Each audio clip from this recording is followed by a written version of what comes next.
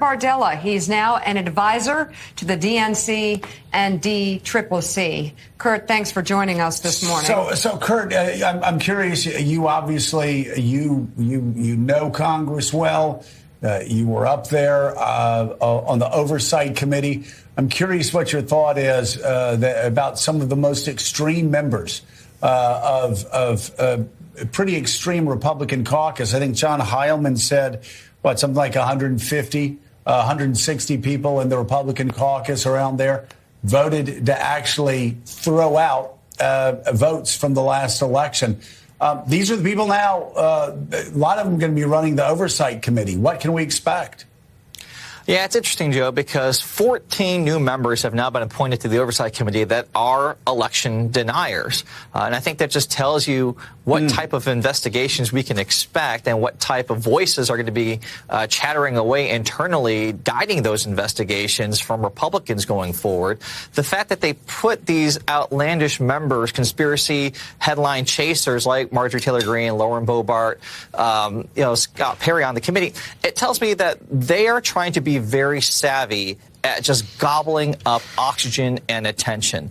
These hearings, as we know, they can go on for a really long time when you have this many members. And oftentimes, the way that they structure it, the members who are newest to the committee, they go last in the order of giving statements, asking questions of witnesses. By putting these type of people on the committee, that almost ensures that every hearing they have will be must-see TV. It's clickbait, and it's clickbait for the propagandists, for the right-wing media machine, for the conspiracy theorists, for their base. Republicans know they're not going to be able to get a whole lot done legislatively in this Congress with a divided Congress, the different White House, a different Senate in control.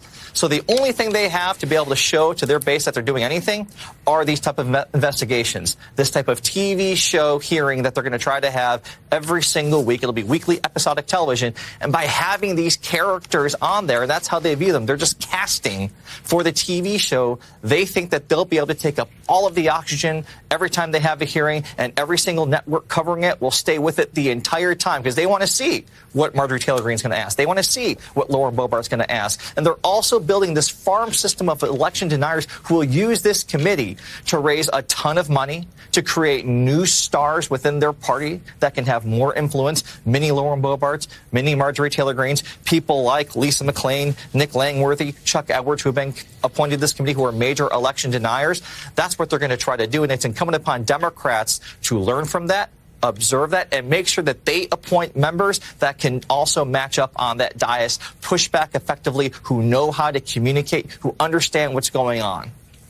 So, Kurt, we've been just talking all morning about how these Republicans, or, some of them, most of the real fringy Republicans come from deep red districts. They're safe. They got their YouTube channel and their podcast to go along with it. And they're going to use these hearings to advance their own personal brand. So you started to go there at the end with about Democratic response. And that's what I'm curious about. Digging a little deeper about Democrats. They're in the minority here. What can they do? What levers can they pull within the House to try to curb the influence of these radical Republicans and the administration too, who are going to see, the White House is going to see their officials hauled up before committees, day after day on a variety of topics, some legitimate, some very much not so.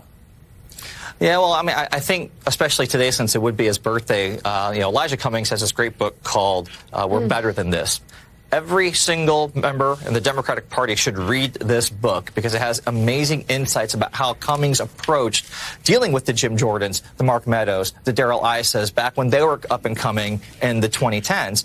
There's so many similarities to what we're seeing right now, but it starts with the type of members that you appoint. I'm very glad to see Jamie Raskin leading the Democrats on this committee, but you also got to look at newer people. Dan Goldman is someone who, even though he's a freshman, he should be serving on this committee and judiciary. You have to look at how Republicans have put together these committees. They see judiciary and oversight as one giant investigative committee. There's a lot of synergy there. There's a reason why Jim Jordan and James Comer do just about everything together. It's one giant super committee. So Democrats need to have that continuity. Look at people like Ted Lieu, like Castro, like Swalwell. He might be off in intel, but he can still be on judiciary or oversight. Have as many dynamic communicating members who understand the political fight that we're in to serve on these committees so that they can be up there on the dais and push back hard. So, Kurt, it's so important. I love what you just said. This is a lesson that we learned on the January 6th hearings.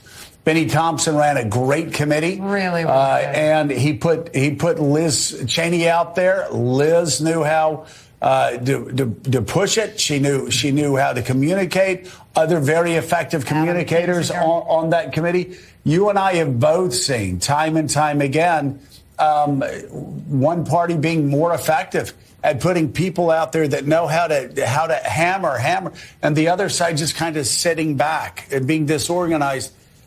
Talk really quickly the importance of that, having the dynamic leader, picking the right person that knows how to take the fight to the other side when the other side is just hammering away nonstop. Well, and this is why, and this is such a great and powerful anecdote. You know, one of the last conversations I had with Elijah Cummings, he was telling me about why he wanted AOC on his committee. And that turned a lot of heads at the time because she was obviously very, public facing. There were those in the Democratic Party who didn't really know what to make of her. And he had a conversation with her where she assured him she would do the work. And he told me every hearing that they had, she was the most prepared member on that dais. It impressed him so much. That's something that Jamie Raskin, as now the leading Democrat on this panel, he needs to take that to heart. Find the members who will do the work, who will do the preparation, who will understand the topic and the hearing inside and out, and then who can also, like AOC can, effectively communicate it. Kurt Bardella, thank you very much. Great to have you on this morning. Thank you, Kurt. Coming up on